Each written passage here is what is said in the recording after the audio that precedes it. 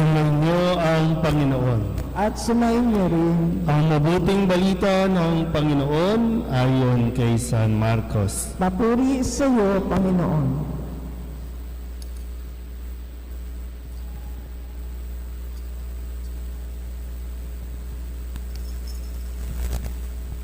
Noong panahong iyon, may mga Pariseo at ilang iskribang galing sa Jerusalem na lumapit kay Jesus.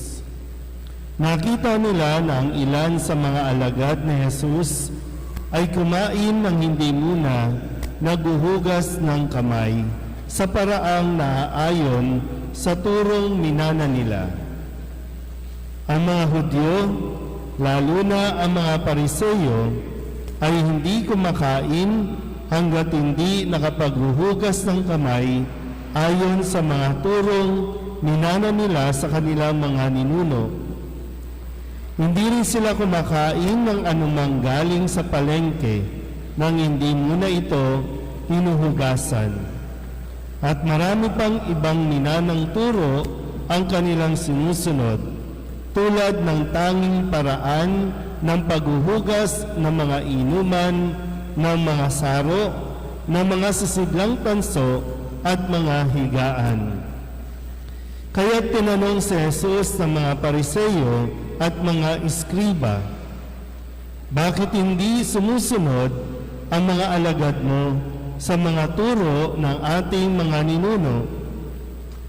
Kumain sila ng hindi man lamang naghugas ng kamay ayon sa paraang iniutos. Sinagot sila ni Jesus, tama ang hula ni Isaías tungkol sa inyo.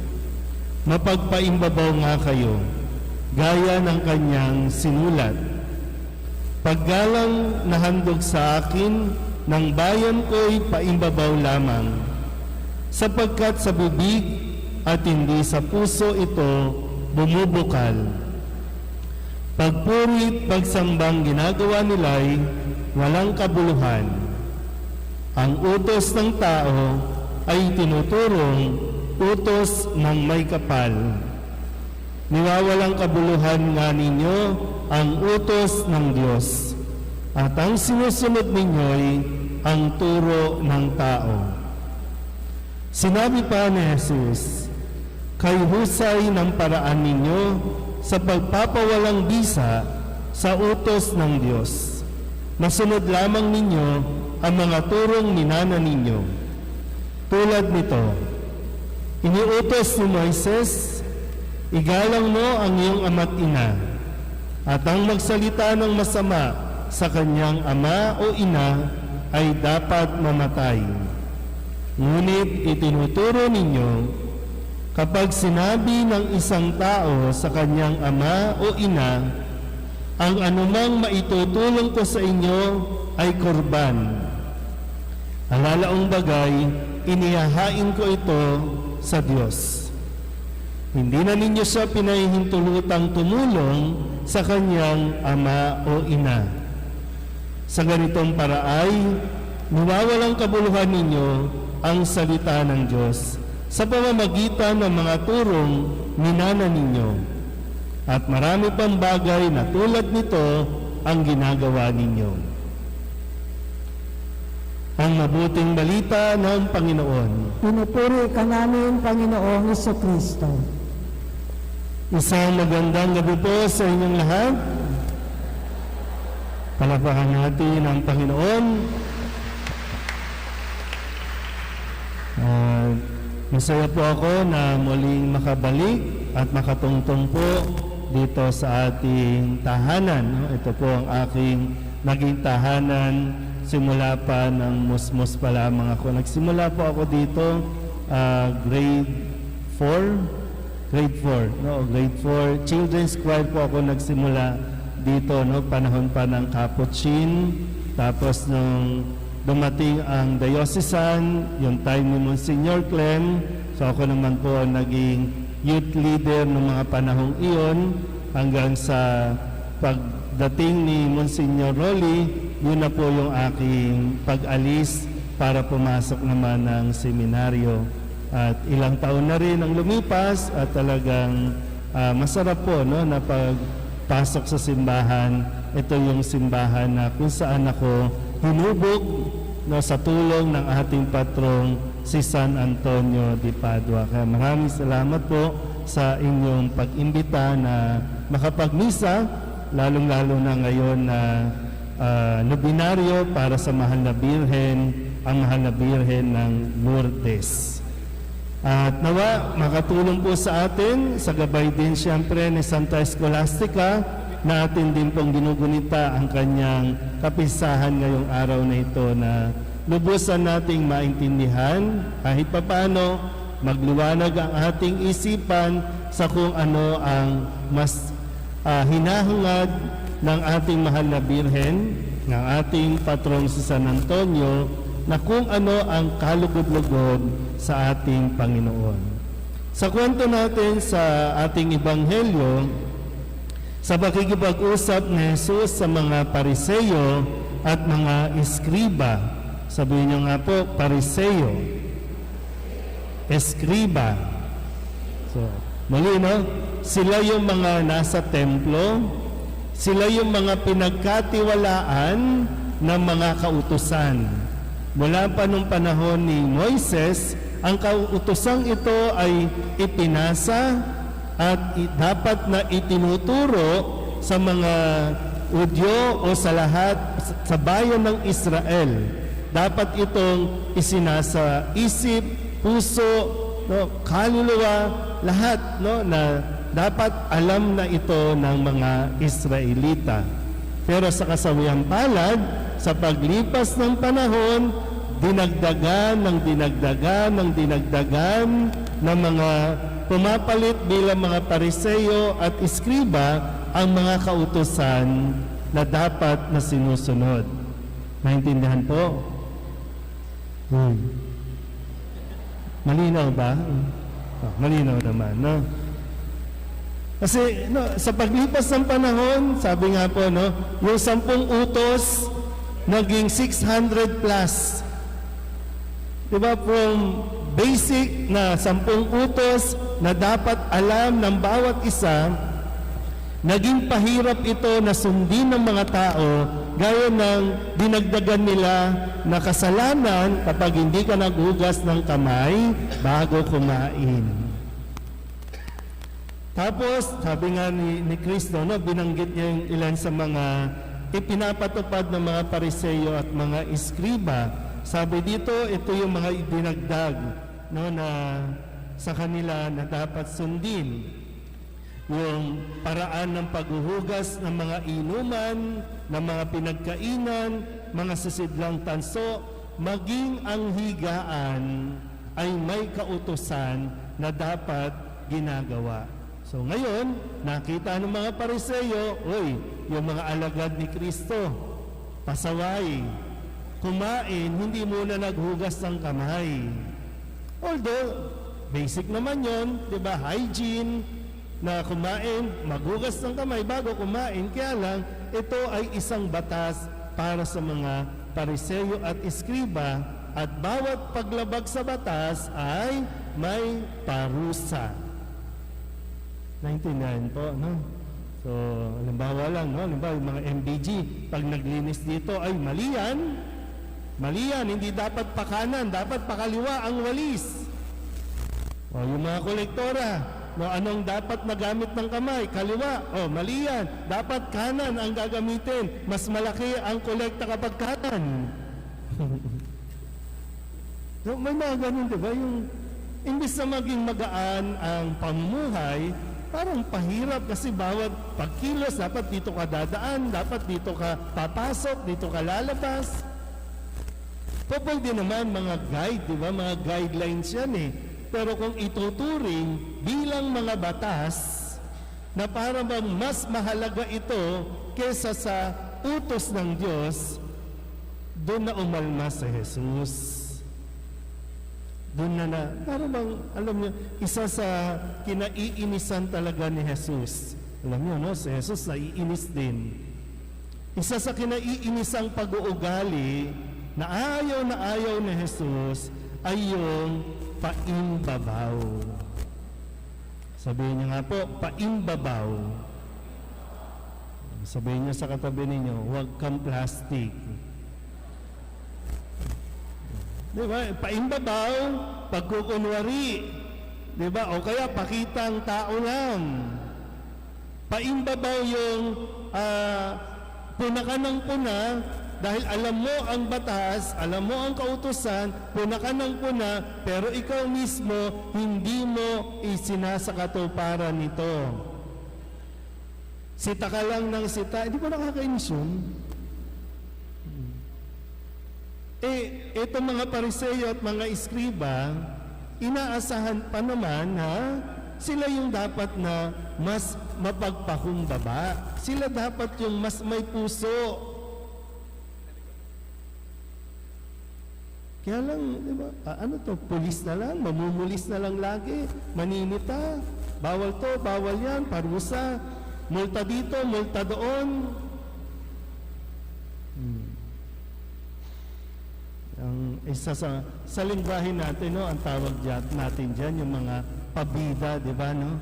Dinaig pa si Jollibee sa pagiging bida-bida. Sabihin niyo nga sa katabi ninyo, huwag kang pabida.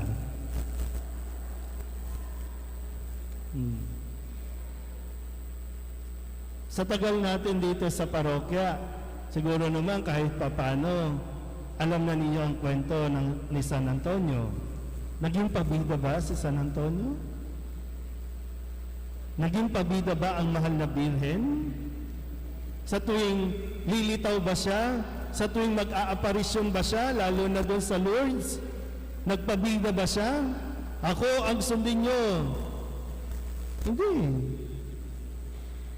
Ang mahal na Birhen nang magpakita doon sa France, no, doon sa Lourdes, ang panawagan niya, pagsisisi, pagbabalik loob, pagbabagong puso. Yun ang panawagan na pinapaalala din sa atin, hindi sa mga ritual. Hindi masama yung mga ritual, yung mga rito, itong mga debosyon natin, mga nobina, pagrorosaryo, hindi masama yan. Pero kung maiiwan na lang tayo sa mga ritual-ritual, na may posisyon tayo, pagandahan, pabonggahan tayo ng posisyon, pagalingan tayo ng mga nobinaryo. Pero ano nangyayari sa atin? Sa puso natin, ano nangyari? Nagkakaroon ba ng conversion, ng pagbabago? O baka habang ginagawa natin ito, may mga nagagalit kasi, di ba, sita tayo ng sita na para bang lahat na lang, ikaw lang ang tama, lahat sila mali. Pero magdadasal tayo, aba, Ginoong Maria, napupuno ka ng grasya, kakanta ba tayo, Ave, Ave, kakainis naman itong ano, sinabi ng yung bulaklak, dapat ganito, dapat ganon. So, higit na tinitingnan ni Jesus kung mayroong pagbabago o conversion na nangyayari sa mga ginagawa natin. Kasi kung wala, baka nagpapagod lang tayo. Walang merit ito sa Diyos. Walang merit. Kahit gaano pa kaganda ang posisyon natin, kahit gaano pa kaganda ang pag-aayos natin sa mahal na Birhen, walang merit yan kung ang puso naman natin, puro pagkukunwari. Pasikat lang. Para lang masabi, ang galing mo naman dahil sa inyo, talagang buhay na buhay ang debosyon ng mahal na Birhen ng Lourdes. Dahil sa inyo, wow! Tapos mga away kayo ng ibang organisasyon na parang kayo ang pinakamagaling dito. Di ba, dapat mas nagiging, di ba, yung nakikipag-collab tayo, di ba, ganun? Mas masaya kung lahat involved, lahat napapagkaisa natin, na ang mahal na Birhen, hindi ito exclusive, sa amin lang ito. At dahil ginawa namin ito, kami lang ang mabait, kami lang ang maliligtas. Sabihin niyo nga sa katabi ninyo, sana kunin ka na ni Lord. Mabait ka na pala, di ba? Sayang naman, magkasala ka pa, sayang naman. Ikaw na pala yung mabait. Di ba, maraming ganyang kwento kasi, no, sa mga mismo nasa loob ng simbahan. Kasi inaasahan tayo, no? Tayo dapat, at least kahit papaano, mag-i-improve tayo pagdating sa pakikitungo natin sa ating kapwa. Kasi ang gulo-gulo na, sa politika nga natin, ang gulo-gulo na eh. Pag nakikinig ka ng hearing, ang daming pabida, di ba? Ang daming may alam. Sa dami ng alam, nalilito na sila. Nalilito na kung ano ang dapat na batas na sundin. Itong West Philippine Sea, hindi na malaman kung atin ba to o hindi eh. Kasi ang daming pabida, ang daming nagmamarunong. Saan tayo pupulutin? Minsan yung common sense nawawala sa atin eh. Diba, yung pagpapairal natin ng kung ano-ano, common sense na lang ang pairalin. Kasi binigay naman ng Panginoon yung mga utos na madali. Igalang mo ang iyong ama't ina. Anong hirap intindihin doon? Sabi ng mga Pariseo, okay lang, wag kang magbigay sa iyong mga magulang. Basta tutulong ka at mag-o-offer ka para sa templo, okay ka, absuelto ka. Ganun ang turo ng mga Pariseo. Diba?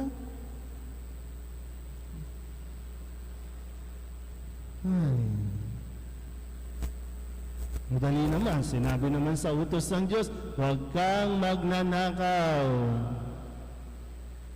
O ngayon, natuklasan natin, yung mga ibinoto natin, trilyon ang ninakaw. Pero okay lang. Okay lang sa atin. Okay lang yun. Diba? Tayo bumoto dyan eh. Tayo naglagay dyan eh. Pero alam naman natin ha, huwag kang magnanakaw. Pero sabi, utos ng tao, sige na, boto mo na. 1-5. Panalo. Ngayon, gulo-gulo. Nag-6 na taon na, impeachment pa rin. Impeachment pa rin ang pinag-uusapan. Saan tayo pupulutin? Tapos tayo, di ba, nandito, no? Ay, wala tayong pakialam doon. Basta, bago ng Maria, napupuno ka ng grasya. Pwede ba yun? May kinaugnayan na tayo doon eh. Dasal ka ng dasal, di ka naman nagbabago sa pagpili. Dasal ka ng dasal, di ka naman nagbabago sa, diba, sa pamamaraan natin. Tapos gusto mo umayos, ano to, magic? Gusto mo, pag umawa ka lang sa mahal na Birhen, o kaya kay San Antonio, so, gagaling na ako. Ganun ba yun? Hindi. Kasi kapag nagbabago ang puso natin, nagkakaroon, dun pumapasok yung healing sa atin. Kahit gumaling ka physically, kung walang pagbabago sa puso, ganun pa rin ang ugali. Kaya nga marami, di ba? Pag nagkasakit, San Antonio, mahal na Birhen. O pag gumaling, inom na naman. Di ba? Kasi hindi yung puso eh. Yun ang dapat na pinagtutuunan ng pansin. At yun ang gusto ni Jesus. Kaya nga binanggit niya, di ba, ang puso. No? Binanggit na ating Panginoon ang kausapin niya ang mga Pariseo. Pinaalalahanan niya na dapat mas isapuso natin ang utos ng Diyos at hindi ang utos lang ng tao para sa ikabubuti rin natin. Yan no? Sa pagpapatuloy natin ng pamimintuho, pagdulog natin sa mahal na Birhen, no? Katulad ng mahal na Birhen, manatili tayong tumutupad sa mga utos ng Diyos ng may kababaang loob. Amen?